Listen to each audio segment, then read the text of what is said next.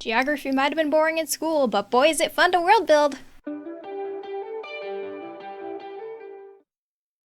Building the geography of a fictional world is the most literal use of world building that we've had so far in this series. So this is the 5th video in my World Building for Fantasy series, and I'll link the playlist with the rest of them up above. The purpose of this video series is to provide a jumping off point for beginner fantasy world builders and to give you an idea on how different world building elements can affect your stories. This is geared towards writers, especially novelists like myself. Alright, so when you are building the geography of your world, here are a few things that you can consider. I think it's easier to start with the most important locations of your story and build out from there. So wherever your main character starts off or spends the most amount of time during your story is probably going to be the best place to begin. The first thing to consider is magic. So in some worlds, magic is a really big influence on the geography and actual makeup of the land. Like if an ancient being raised the land in certain patterns for some kind of reason, or if two wizards battled thousands of years ago and destroyed part of a landmass. If this is the case with your world, that's probably something you're going to want to figure out pretty early on, as these larger details are more difficult to change later on once you've already set in place locations of things like rivers or mountains. Next is biomes and climate. So consider what kind of seasons the different areas of your world have, and how they might change throughout the year. This is more important for those of us writing a story that takes place over a long period of time, or who are writing multiple books in a series. You can, of course, also use Earth as a reference. Just choose somewhere on Earth that is similar to the climate you're looking to write about, and then look at its weather pattern history online.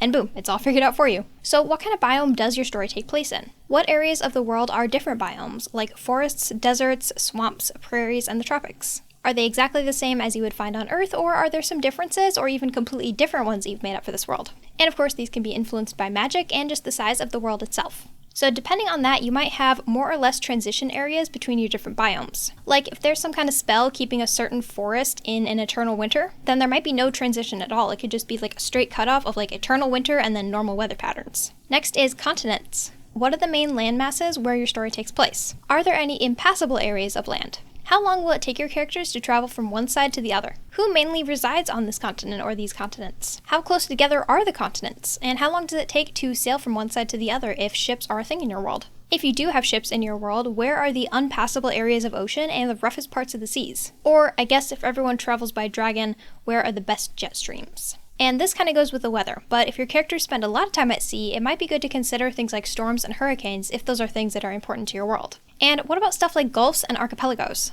Next is mountains and rivers. So I'll only talk briefly here because this is a really deep topic that you can find a lot of great information on also on YouTube. I'll actually link some of my favorite videos down below that explain these things way better than I can. But here are a few very basic rules of this kind of stuff. So rivers flow away from high points and they almost never split except for rare occasions like deltas.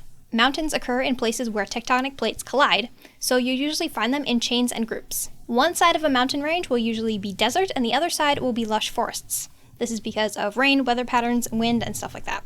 If you want your geography to be realistic or not, that is really up to you and your world.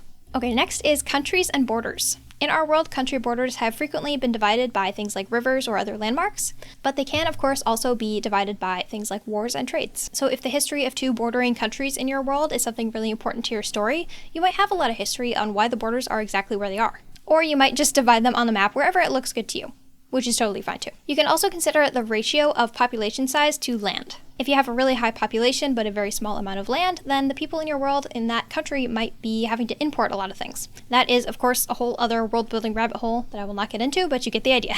I have a whole other video I did last week just on cities and towns for fantasy world building, which I'll link up in the cards.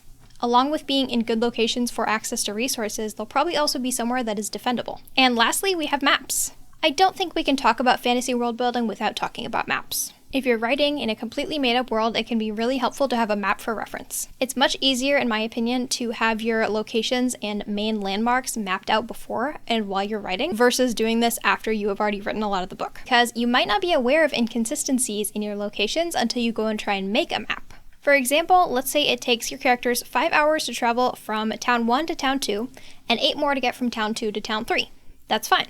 Until later, when you realize that you wrote that it takes 2 hours to get from town 3 to town 2, and then you go and put that on the map in the distance, and it just totally does not work out. Definitely not speaking from personal experience here at all. Psh, no. Who, me? Never done that. If you have stuff mapped out just really basically, you're going to be less likely to get lost later on, and it's going to make things like writing distances easier. And it'll be way easier to make a fancy looking map to put inside the book if you ever decide to do that. So to make a map just for your writing reference, you can do really basic things. You can draw it out on paper or make something super simple like this in Microsoft Paint. Doesn't have to be fancy for your reference. So if you want something a little fancier looking, but you don't want a huge learning curve for just making a map for your own reference, I think I would go with Incarnate's free version. You can create something that looks pretty nice for your own reference and is really easy to make. So you could also just keep really detailed notes on how far away different places are from each other by having a list that says things like, Willow Haven is 5 hours southeast of Hampshire and 2 days north of Lakemore City. I think having 2 or more reference points for every place that they go to is going to be really helpful to keep you on track. It's a little different if you're starting out with making a map or starting with an already established story. I had a few basic sketches very loosely, of the locations of my story already drawn out, so that when I went to go make a map, it would be a little bit easier. If you're looking to create a map for your reference, there are a lot of really great tools out there, and I'll link some of the really cool ones down below. I've recently found my new favorite, which is called Asgar's Fantasy Map Generator. So in a matter of seconds, this thing will generate like an entire world for you, and it takes into consideration things like weather patterns and biomes and mountain and river placements. Like, you don't have to do any of that, it will do it automatically, and it'll be realistic. And of course, you can also customize every single detail that you want, but it gives a really good starting place for doing things like mountains and river placements really easily without having to know all the intricacies of plate tectonics and river and water flow and water tables and stuff like that. So I'll link some videos down below that I have found personally helpful. And of course, as always, you obviously don't have to have all these details figured out. These are just ideas to help you create world building that's intricate in the areas you're most interested in for your world. If you'd like to dive into the world of Alexia, you can check out Age of the Gods, which is a free short story I'll have linked down below.